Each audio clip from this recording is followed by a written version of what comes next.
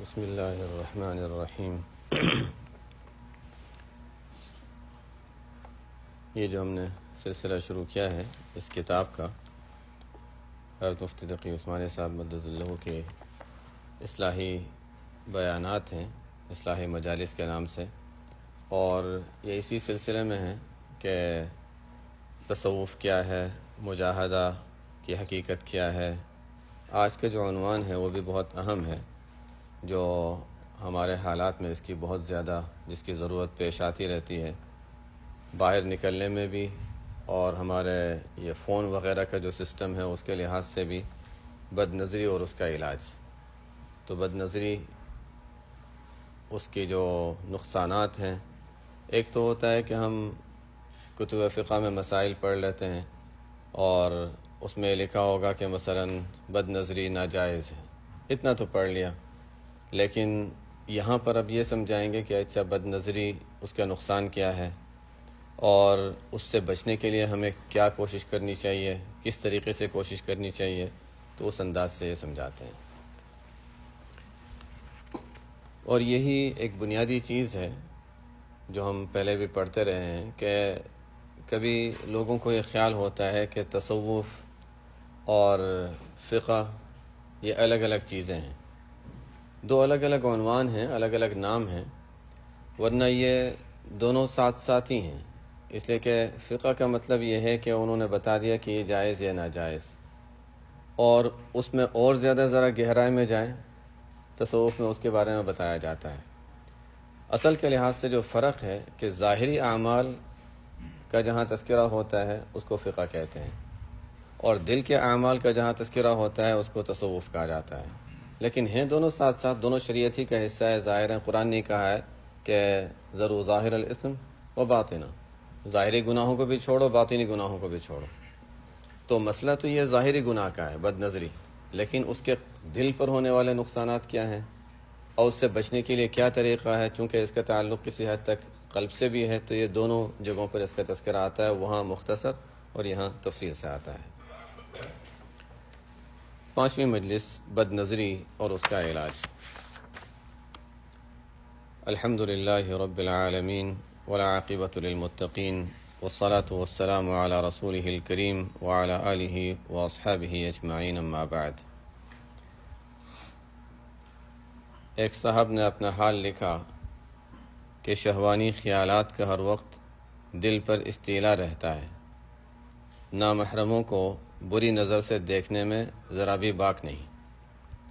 کہ جیسے ہم نے پہلے یہ پڑھا ہے کہ یہ اصل میں حضرت مولانا اشرف علی تھانوی رحمۃ اللہ علیہ کے سامنے کسی نے کوئی سوال کیا ہو خط کے ذریعے سے، تحریری طور پر، تو وہ سوال ہوتا ہے کبھی، اور اصل کے لحاظ سے حضرت مولانا اشرف علی تھانوی رحمۃ اللہ علیہ نے اس کا جو جواب دیا ہوتا ہے مختصر الفاظ میں اس کو بیان کرتے ہیں، اور حضرت مفتی تقی عثمانی صاحب اس کی تشریح فرماتے ہیں۔ تو یہ ہم تشریح جب پڑھیں گے تو بات اچھی طرح واضح ہو جائے گی۔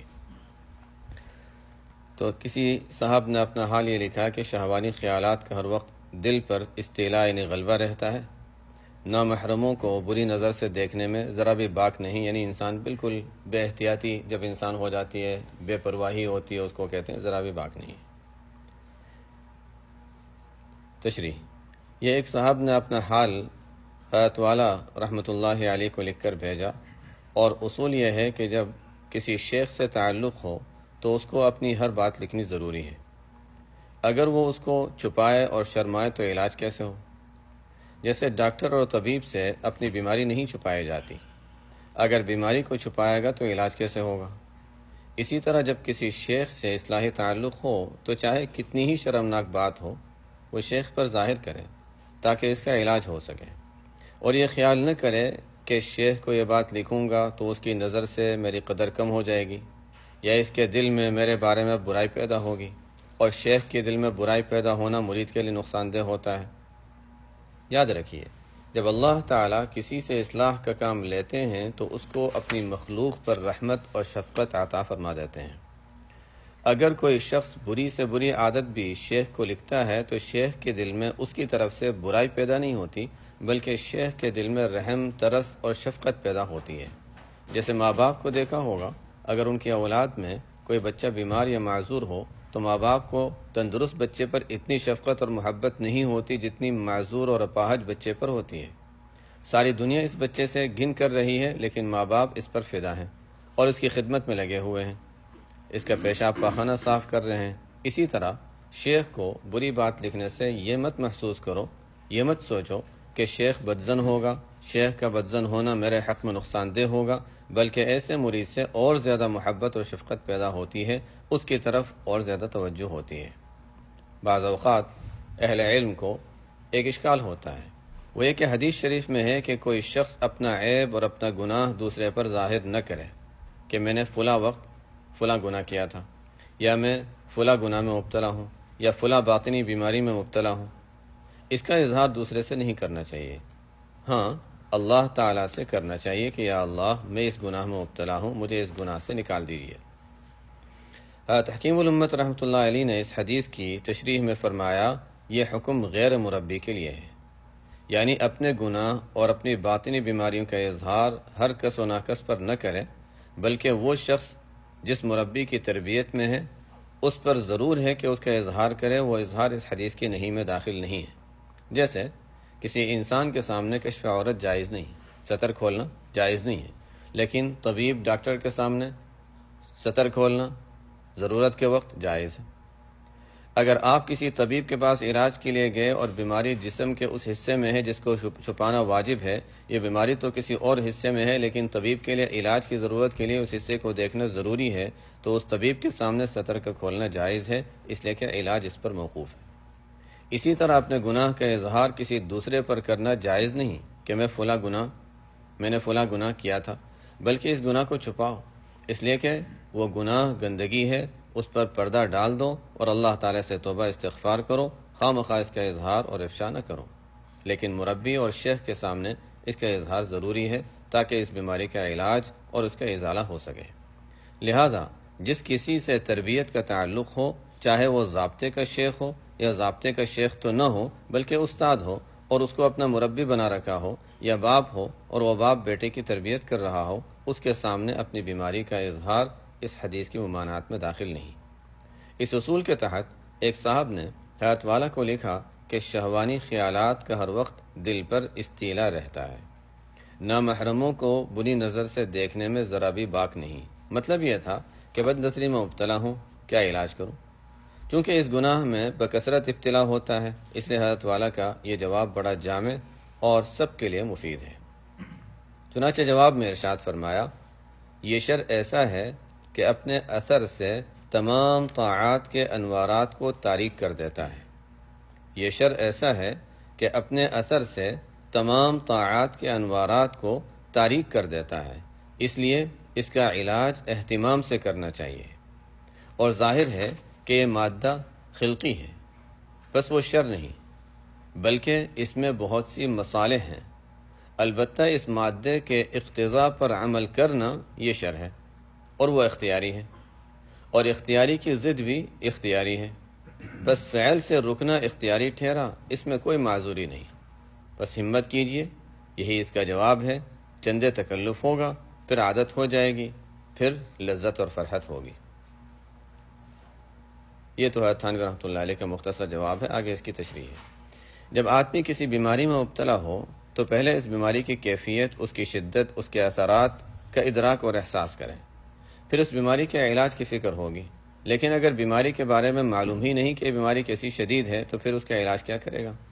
اس لیے پہلے جملے میں حیات والا نے بد نظری کی بیماری اور نگاہ کو غلط استعمال کرنے کی بیماری، نامحرموں پر لذت کی نظر سے دیکھنے کی بیماری کی شدت اور خطرناکی کو بیان کرتے ہوئے فرمایا، یہ شر ایسا ہے کہ اپنے اثر سے تمام طاعات کے انوار کو تاریک کر دیتا ہے۔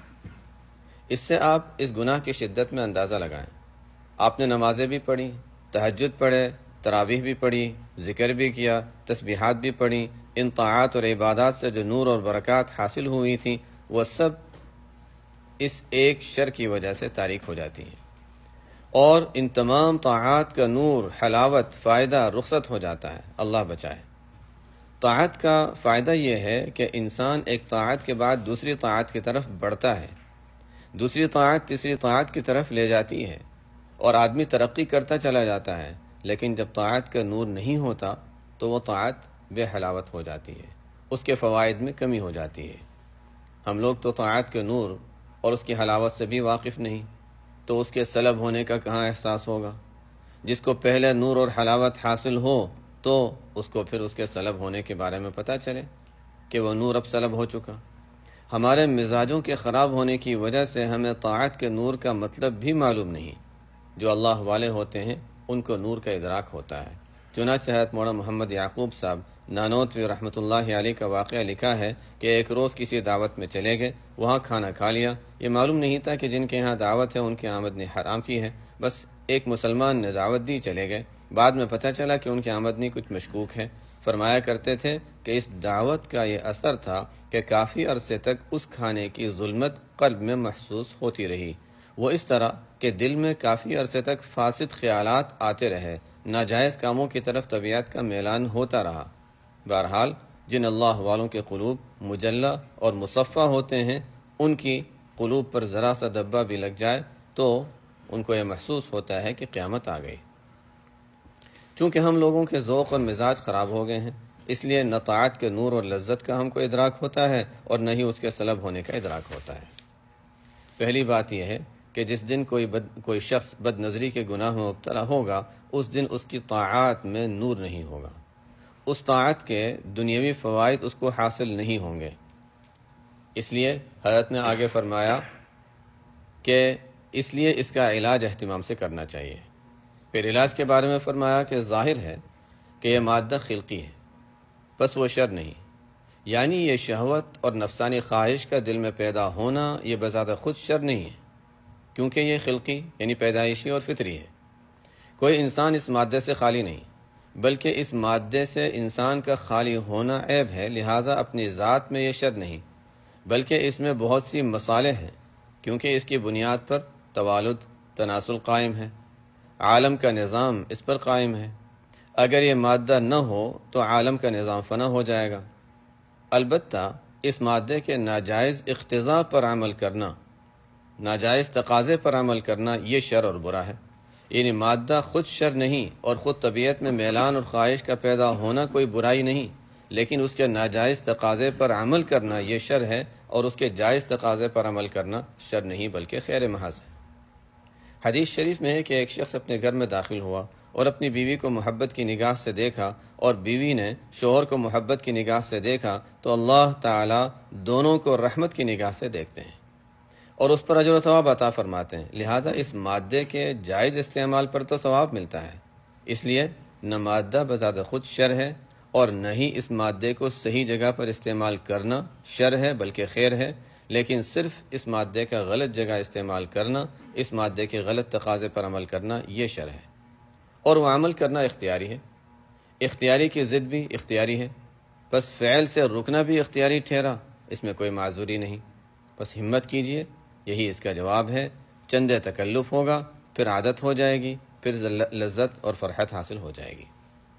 اشارہ اس طرح فرما دیا کہ اس کے علاج کے لیے کوئی ایسا نسخہ نہیں ہے کہ وہ نسخہ گھول کر پلا دیا جائے، کہ اس کے بعد دل میں گناہ کا کوئی تقاضا ہی پیدا نہ ہو، اور نہ کوئی ایسا وظیفہ ہے جو پڑھ کر پھونک دیا جائے اور پھر شہوت کا کوئی تقاضا دل میں پیدا نہ ہو۔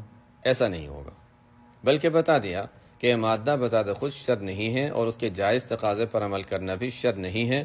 ہاں، اس کے غلط تقاضے کے دل میں پیدا ہو جانے کے بعد اس کے اوپر عمل کرنا یہ شر ہے، اور وہ اختیاری ہے، اور جب عمل اختیاری ہے تو اس سے بچنا بھی اختیاری ہے، اور جو بھی کام اختیاری ہو اس کے لیے ہمت کی ضرورت ہے۔ آدمی ہمت سے کام لے اور ہمت کو استعمال کرے۔ بعض اوقات یہ محسوس ہوتا ہے کہ اگر میں نے یہ کام چھوڑا تو جان پر بن جائے گی، اس لیے میں یہ کام نہیں چھوڑ سکتا۔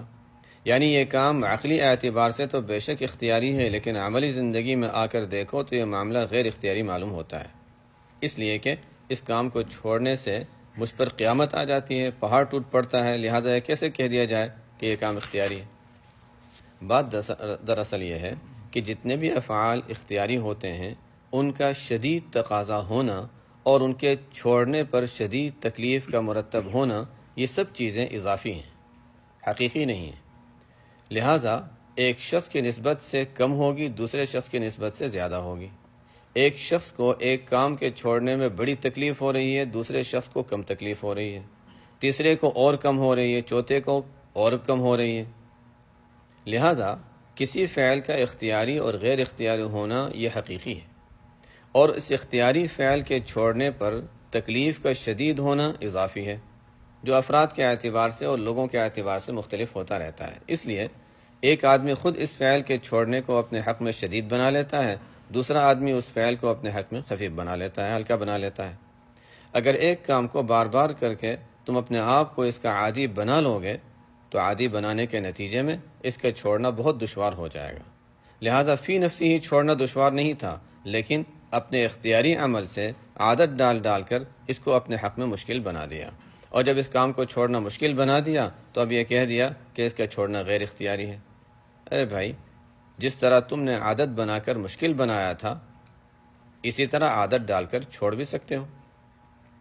دیکھیے، پان، بیڑی، سگریٹ، تمباکو وغیرہ، اگر یہ چیزیں کسی شخص کو پہلی مرتبہ کھلاؤ گے تو اس کو چکر آ جائیں گے، الٹی ہو جائے گی۔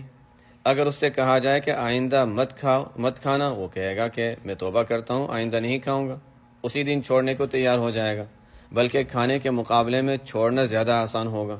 لیکن دوسرے دن آپ نے اس کو وہ چیز دوبارہ کھلا دی تو پہلے دن کھانے سے جو تکلیف ہوئی تھی اب دوسرے دن اس سے کم تکلیف ہوگی، تیسرے دن پھر کھلا دیا تو اب تکلیف اور کم ہوگی، ہوتے ہوتے اب اس کی عادت بن گئی، اب نہیں چھوٹتی نہیں منہ سے، یہ کافر لگی ہوئی۔ اب اتنی عادت ہوگی کہ اب اگر اس کو چھوڑے تو قیامت گزرے گی۔ اب آپ بتائیں کہ کیا تمباکو زندگی کے لیے ایسا ناگزیر اور ضروری تھا کہ اس کو چھوڑنا بڑا مشکل تھا؟ ایسا نہیں تھا، بلکہ تم نے اپنے عمل سے اس کی عادت ڈال لی، اور اتنی عادت ڈال لی کہ وہ تمہاری زندگی کا ایک حصہ بن گیا، اور اس کو چھوڑنا تمہیں مشکل نظر آنے لگا۔ اس سے معلوم ہوا کہ فی نفسی ہی اس کو چھوڑنا مشکل نہیں تھا، لیکن تم نے خود اپنے اختیاری عمل سے اس کو مشکل بنا دیا، اور جب تم نے اپنے اختیاری عمل سے اس کو مشکل بنا دیا تو اب تم اپنے اختیاری عمل سے اس کو آسان بھی بنا سکتے ہو۔ لہذا اس کو اسی طریقے سے اختیاری عمل کے ذریعے چھوڑنا چاہو گے تو چھوٹ جائے گا۔ عربوں کے یہاں قہوہ کا بڑا رواج ہے۔ جب میں چھوٹا تھا، دارالعلوم نانکواڑہ میں قدوری، کافیہ وغیرہ پڑھتا تھا، اس زمانے میں قطر کے ایک شیخ کراچی آ گئے، ان سے ملاقات کے لیے طلبہ کا ایک وفد جا رہا تھا، میں بھی ان کے ساتھ چلا گیا۔ جب وہ وہاں پہنچے تو سب سے پہلے انہوں نے قہوہ کے ذریعے ہماری خاطر تواضع کی۔ اس سے پہلے قہوہ نہ کبھی پیا تھا اور نہ چکھا تھا، چنانچہ چھوٹے چھوٹے فنجانوں میں ذرا سا قہوہ سب کے سامنے لا کر رکھا گیا۔ ہم اپنے دل میں سوچے بیٹھے تھے کہ یہ قہوہ بڑا میٹھا اور لذیذ ہوگا، لیکن جب اس کو منہ سے لگایا تو اتنا کڑوا تھا کہ اس کو حلق سے اتارنا مشکل ہو گیا۔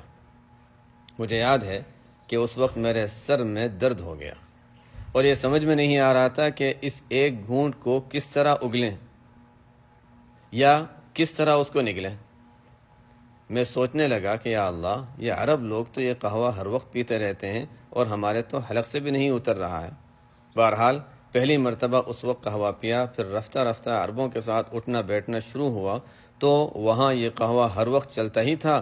ہم نے اس کو تھوڑا تھوڑا کر کے پینا شروع کیا، یہاں تک کہ اب وہ اتنا لذیذ معلوم ہوتا ہے کہ اس کی ساری کرواہٹ اور تلخی جاتی رہی اور اس کے پینے میں مزہ آنے لگا۔ 1963 عیسوی میں جب ہوش کے عالم میں پہلی بار سعودی عرب گیا، جدہ میں ایک بازار میں جانا ہوا، وہاں دیکھا ایک دکان میں تھال کے اندر زیتون رکھے ہوئے ہیں، اور ان زیتونوں سے تیل بھی رس رہا تھا۔ زیتون کا نام قرآن کریم میں پڑھا تھا، لیکن کبھی زیتون کو نہ تو دیکھا تھا، نہ کھایا تھا، نہ چکھا تھا، البتہ اس کی تعریف سنی تھی کہ زیتون بڑا لذیذ ہوتا ہے۔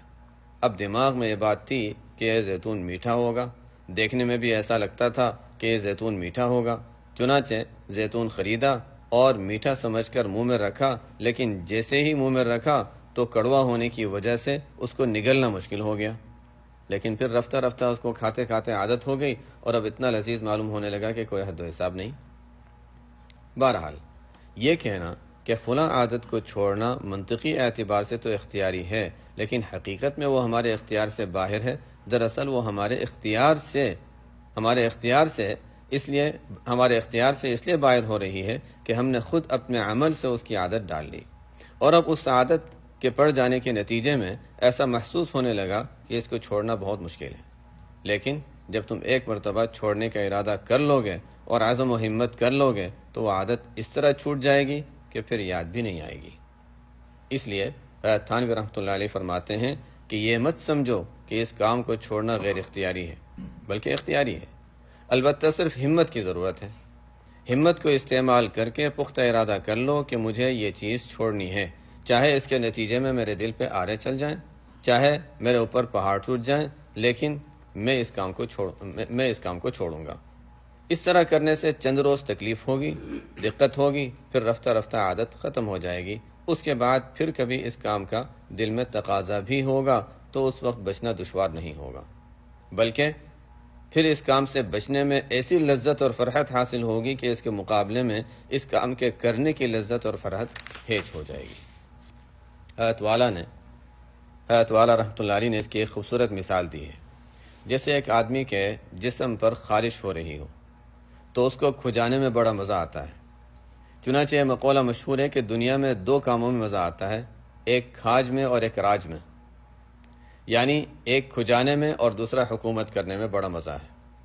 بہرحال کھجلانے میں بڑا مزہ آتا ہے، لیکن اس کھجلانے کا انجام یہ ہے کہ جتنا کھجائے گا اتنا ہی وہ زخمی ہوگا اور خارش اور زیادہ بڑھے گی، اتنی ہی بیماری بڑھے گی۔ اب ڈاکٹر اس سے یہ کہہ رہا ہے کہ اپنے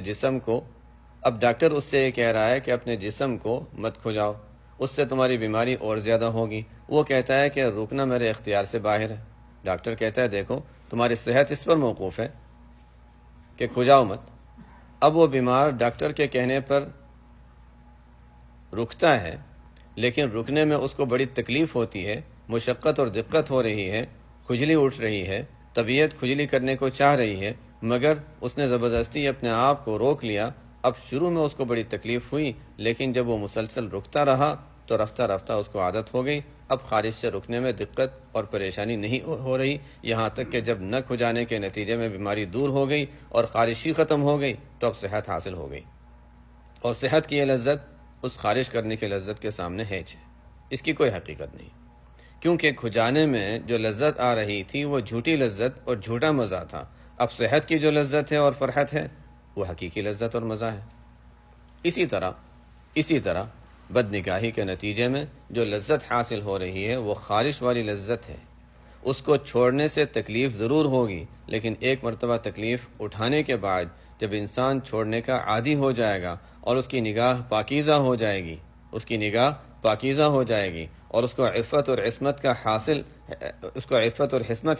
حاصل ہو جائے گی اور تقوی کی لذت حاصل ہو جائے گی تو اس کے آگے گناہوں کی لذتیں ہینچ ہیں، ان کی کوئی حقیقت نہیں، کیونکہ گناہ سے بچنے میں ایک طرف صحت کی لذت ہے، دوسری طرف گناہ سے بچنے میں اس تصور کی لذت ہے کہ میں نے اپنی ایک بڑی خواہش کو اپنے محبوب حقیقی کے لیے قربان کر دیا ہے۔ جب کسی سے حقیقی محبت ہوتی ہے تو اس کے آگے اپنی خواہشات کو کچلنے میں بڑی لذت حاصل ہوتی ہے، کیونکہ اس وقت یہ تصور کرتا ہے کہ جان دی ہوئی اسی کی تھی، حق تو یہ ہے کہ حق ادا نہ ہوا۔ ایک اور جگہ پر حضرت والا فرماتے ہیں ایسے موقع پر انسان دو کام کرے، ایک یہ کہ اپنی ہمت کو استعمال کر کے چل کھڑا ہو، دوسرے یہ کہ اللہ تعالیٰ سے اس ہمت کے اندر قوت عطا ہونے کی دعا کرے۔ ایک یہ کہ اپنی ہمت کو استعمال کر کے چل کھڑا ہو، دوسرے کہ اللہ تعالیٰ سے اس ہمت کے اندر قوت عطا ہونے کی دعا کرے کہ یا اللہ میری ہمت کمزور ہے، میں اپنی طرف سے یہ ارادہ کرتا ہوں کہ اب نگاہ غلط جگہ نہیں اٹھے گی، لیکن یا اللہ میں کیا اور میرا ارادہ کیا، میری ہمت کیا، میرا عزم کیا، اے اللہ ہمت بھی آپ کے قبضہ قدرت میں ہے، ارادہ بھی آپ کے قبضہ قدرت میں ہے، اے اللہ اپنی رحمت سے میری ہمت میں قوت عطا فرما دیجئے اور اس عزم پر مجھے ثبات عطا فرما دیجئے، اے اللہ مجھ سے اس شر کو دور فرما دیجئے۔ اور یہ دعا کرے الا تصرف عنی کیدہن اصب الیہن واکن من الجاہلین۔ جب انسان یہ دعا کرتا ہے تو پھر اللہ تعالی ہمت اور قوت عطا فرما دیتے ہیں اور انسان کو اس گناہ سے نجات مل جاتی ہے۔ حدیث شریف میں آتا ہے من استعف یعفہ اللہ، جو عفت حاصل کرنا چاہے تو اللہ تعالیٰ اس کو عفیف بنا ہی دیتے ہیں۔ یہ اللہ تعالیٰ کا وعدہ ہے اللہ تعالی ہم سب کو گناہوں سے بچنے کی ہمت اور توفیق عطا فرمائے، آمین۔ ایک صاحب نے حضرت تھانوی رحمۃ اللہ علیہ کو لکھا کہ حضور کی تنبیہ سے معلوم ہوا کہ بد نظری فعل اختیاری ہے۔ حضور کی تنبیہ سے معلوم ہوا کہ بد نظری اختیاری فعل ہے اور علاج استعمال اختیار ہے، اور علاج استعمال اختیار ہے، مگر باوجود اس کے پھر بھی اختیار کے استعمال کی ہمت نہیں ہوتی اور گناہ ہو جاتا ہے، ہمت میں قوت نہیں ہے۔ یہ وہی بات ہے جس میں کسی نہ کسی گناہ کے سلسلے میں آج 99% افراد مبتلا ہیں۔ معلوم ہے کہ یہ چیز اختیاری ہے، اس کے باوجود اس کے چھوڑنے کی ہمت نہیں ہوتی اور ہمت میں قوت نہیں، جیسا کہ غالب کا شعر ہے، جانتا ہوں ثواب طاعت و زہد پر طبیعت ادھر نہیں آتی۔ مطلب یہ ہے کہ علمی اور عقلی طور سے معلوم ہے کہ یہ راستہ اچھا ہے اور یہ راستہ برا ہے، اعتقاد بھی ہے، لیکن طبیعت اس طرف راغب نہیں ہوتی۔ اس کا کیا علاج؟ جواب میں حضرت والا نے فرمایا، قوت بھی استعمال ہی سے پیدا ہوگی، قوت بھی استعمال ہی سے پیدا ہوگی۔ یہ نہیں کہ پہلے سے فرض کر لیا کہ ہمت کمزور ہے لہذا ہاتھ پر ہاتھ رکھ کر بیٹھ گئے، بلکہ ہمت کو استعمال کرو اور اس کو جتنا استعمال کرو گے اس میں اتنی ہی قوت آئے گی۔ دنیا کی اکثر چیزیں ایسی ہیں کہ ان کو جتنا استعمال کرو گے تو استعمال کے نتیجے میں آہستہ آہستہ کمزور پڑ جاتی ہیں۔ مثلا گاڑی ہے، اس کو جتنا استعمال کرو گے وہ کمزور ہوتی چلی جائے گی، آخر میں جا کر ٹھپ ہو جائے گی۔ مکان کو استعمال کرو گے آہستہ آہستہ بوسیدہ ہوتے چلا جائے گا۔ کپڑا استعمال کرنے کے نتیجے میں پرانا ہوتا چلا جائے گا۔ لیکن بعض چیزیں اللہ تعالیٰ نے ایسی بنائی ہیں کہ ان کو جتنا استعمال کرو گے ان میں اور زیادہ طاقت آئے گی، جیسے حافظہ۔ اس حافظے کو جتنا استعمال کیا جائے گا اتنی ہی قوت آئے گی۔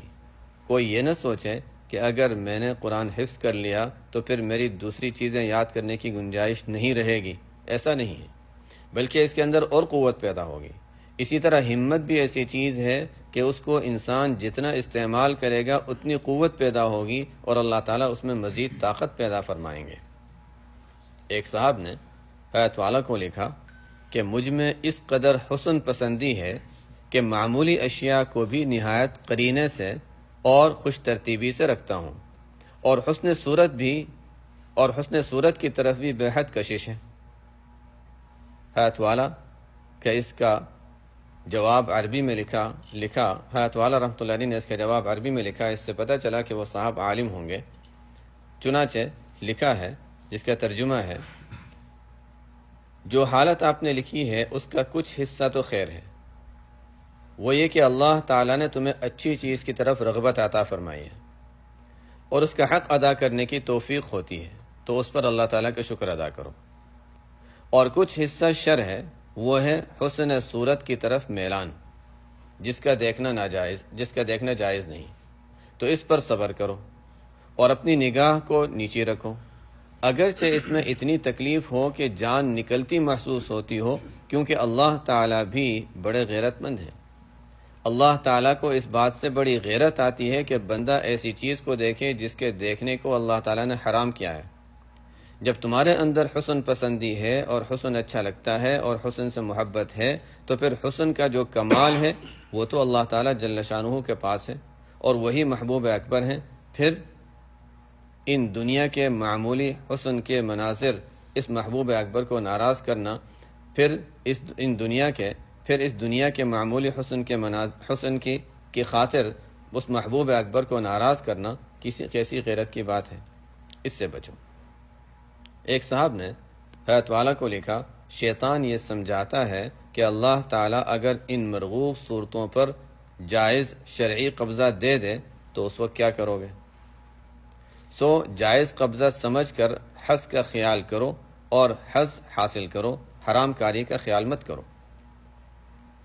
حضرت والا نے جواب دیا، خیال کا علاج بھی خیال ہے، یعنی اس خراب خیال کا علاج بھی ایک دوسرا خیال ہے، وہ یہ کہ اس وقت یہ خیال کرو کہ اگر اس عورت کے شوہر کو اس خیال کی اطلاع کر دوں تو کتنی رسوائی ہو، اس کو یہ اطلاع کر دوں کہ میں جو خیال کر رہا ہوں یہ کوئی ناجائز خیال نہیں کر رہا ہوں بلکہ یہ خیال کر رہا ہوں کہ تو مر جائے اور تیری بیوی کے ساتھ میرا جائز تعلق قائم ہو جائے، تو اس وقت کتنی رسوائی ہوگی۔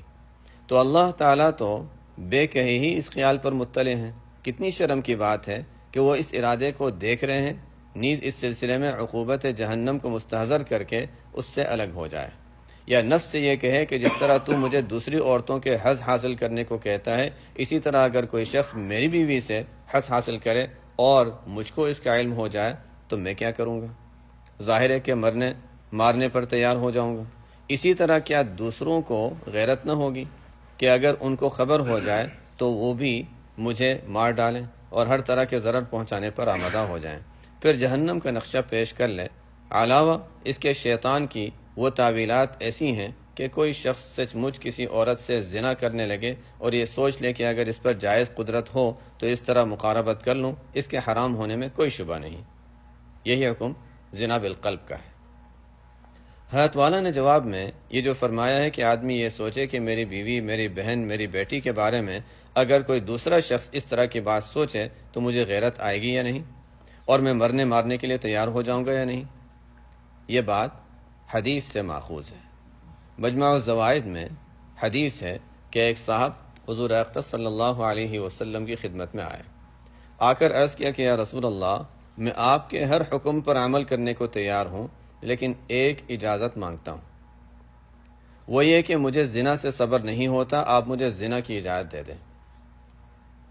اب آپ اندازہ لگائیں کہ وہ شخص کس چیز کی اجازت طلب کر رہا ہے اور کس سے طلب کر رہا ہے۔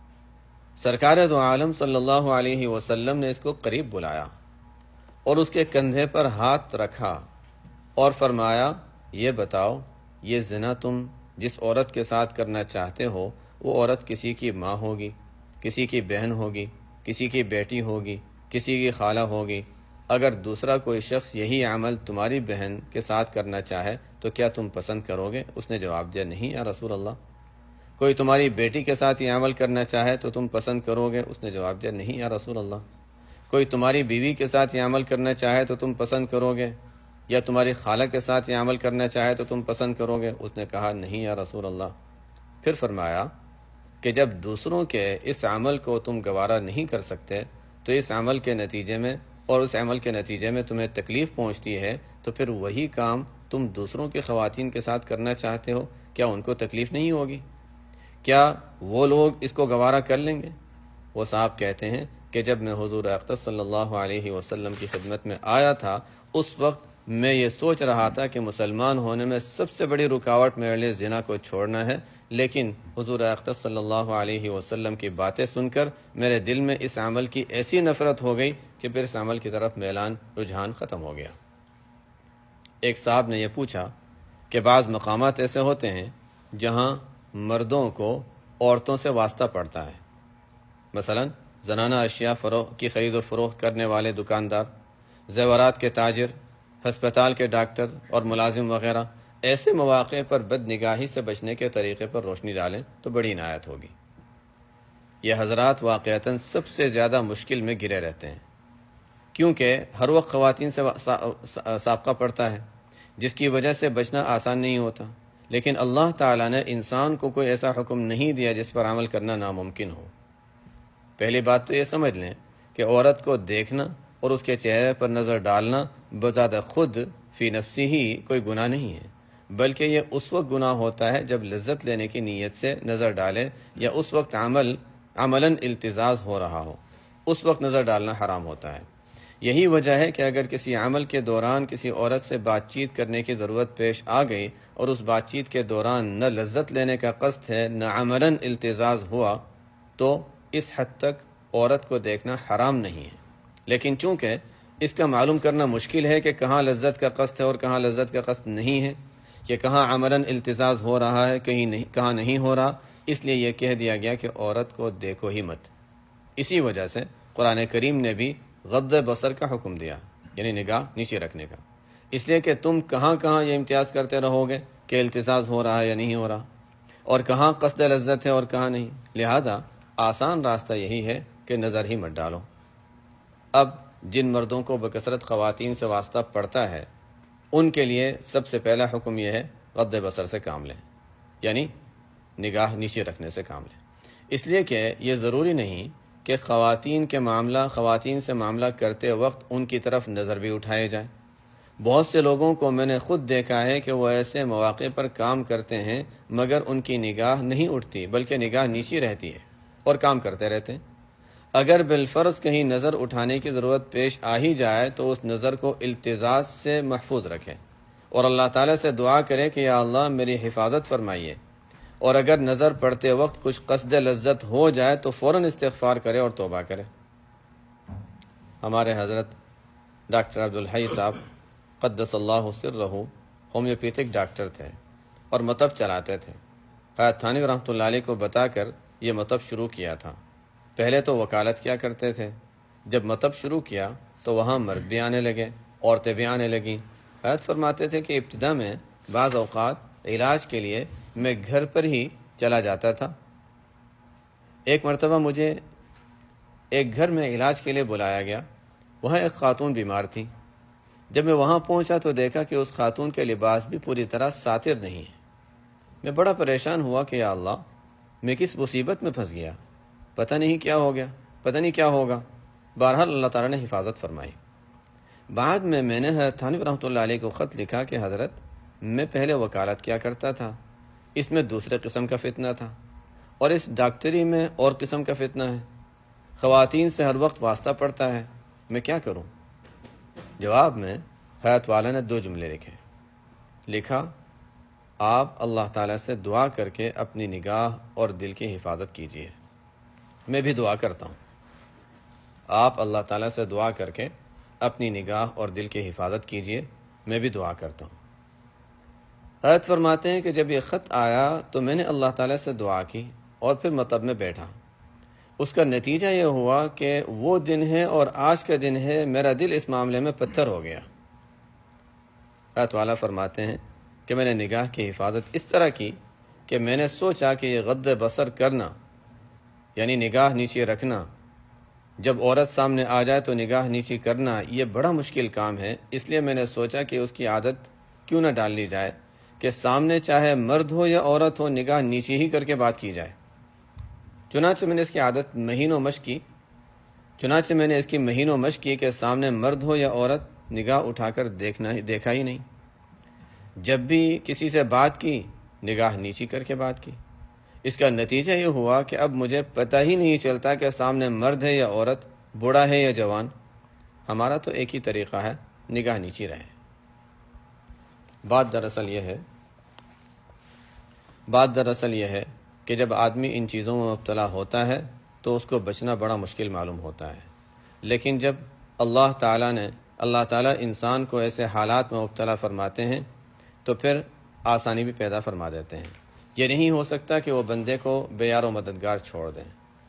اگر انسان بچنے کا قصد اور ارادہ کرے اور اللہ تعالیٰ سے مدد چاہے اور اپنی طرف سے تھوڑی بہت ہمت کا استعمال کرے تو میرا تو اس پر ایمان ہے کہ اللہ تعالیٰ ایسے شخص کو بے یار و مددگار نہیں چھوڑیں گے انشاءاللہ تعالی۔ لیکن اگر انسان بچنے کا قصد ہی نہ کرے، ارادہ ہی نہ کرے، فکر ہی نہ کرے، بلکہ غفلت میں پڑا رہے، یہ بہانہ بنائے رکھے کہ میں تو ایسی جگہ مبتلا ہوں کہ بچ ہی نہیں سکتا، ہر وقت عورتوں سے واسطہ ہے، عورتیں ہر وقت سامنے آتی ہیں، میں کیا کروں، یہ سب بے فکری کے بہانے ہیں۔ ایسی صورت میں اللہ تعالیٰ کی طرف سے مدد کا کوئی وعدہ نہیں، لیکن ایسی صورت میں اللہ تعالیٰ کی طرف سے مدد کا کوئی وعدہ نہیں۔ اللہ تعالیٰ ہم سب کی مدد فرمائے، اس گناہ سے بچنے کی ہمت اور توفیق عطا فرمائے، آمین۔ وآخر دعوانا الحمدللہ رب العالمین۔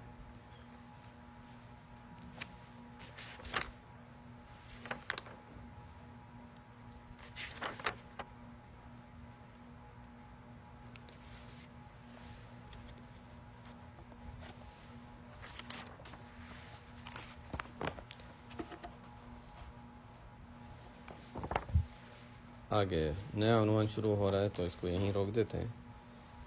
یہ جو ہم نے پڑھا اس کے بارے میں، بد نظری کے بارے میں، یہی عام دوسرے گناہوں کے سلسلے میں بھی یہی اصول ہمیں یاد رکھنا ہے کہ رمضان میں بھی ہم نے شروع میں اس عنوان پہ بہت تفصیل سے بات کی تھی کہ 2 چیزیں ہیں ہمارے پاس، اللہ تعالیٰ نے ہمیں جو ہتھیار دیا ہے وہ 2 چیزیں ہیں، ہمت اور دعا، یا کوشش اور دعا کہہ لیں۔ بس یہ دو اللہ تعالیٰ نے ہر ایک کو، ہر انسان کو اللہ تعالیٰ نے یہ دو ہتھیار دیے ہیں۔